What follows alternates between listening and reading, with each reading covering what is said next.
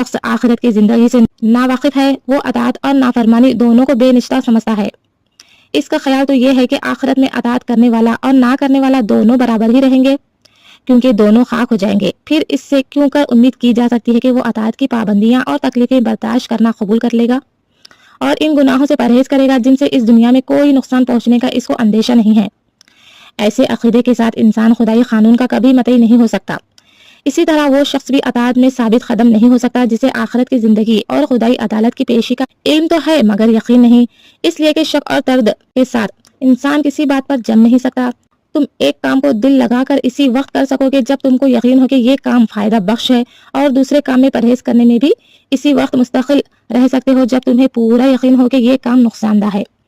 لہذا معلوم ہوا کہ ایک طریقے کی پیروی کے لیے اس کے انجام اور نتیجے کا علم ہونا بھی ضروری ہے، اور یہ علم ایسا ہونا چاہیے جو یقین کی حد تک پہنچا ہوا ہو۔